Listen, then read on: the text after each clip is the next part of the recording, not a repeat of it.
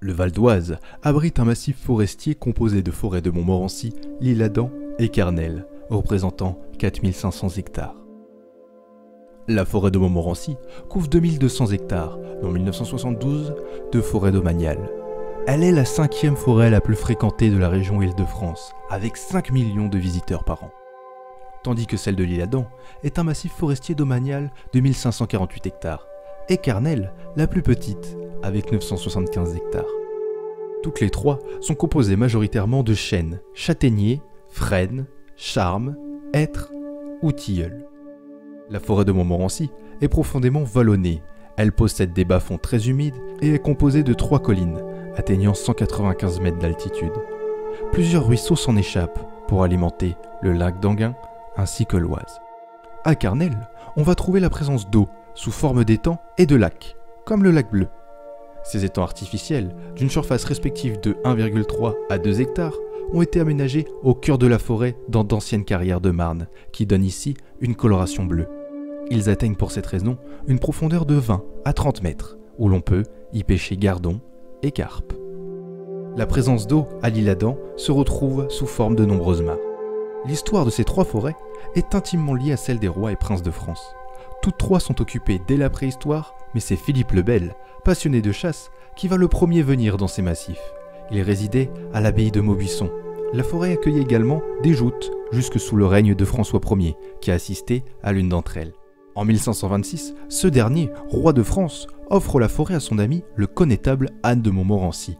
Mais à la mort du dernier descendant des Montmorency, en octobre 1632, le domaine devient fief des Condé, puis des princes de Conti. Ces derniers, grands amateurs de chasse, vont aménager la forêt de l'Isle-Adam au XVIIe siècle. Murs d'enceinte de 25 km de long et 2,70 m de haut, accompagnés de sauts de loup pour protéger le gibier, allées rectilignes tracées par le nôtre, carrefour en étoile pour les rendez-vous des équipages. La forêt sera bien entretenue jusqu'en 1783. Elle entre dans le domaine public et devient domaniale à la Révolution. Alors que la plupart des forêts d'Île-de-France étaient constituées de chênes à la fin du Moyen-Âge, la forêt de Montmorency fut, elle, plantée de châtaigniers, nécessaires à la confection d'échalas pour de nombreux vignobles et des environs. Le bois était également utilisé pour le chauffage, ou encore la confection de cerclages de tonneaux. Au début du XXe siècle, des forestiers vivaient encore avec leurs familles dans des huttes aménagées. À Carnel et Montmorency, on trouve la plus grande réserve de gypse d'Europe, et son exploitation va commencer dès 1864. On en extrayait également marne et sable. La grande faune comprend chevreuils, sangliers, renards, faisans, lapins, chauves-souris.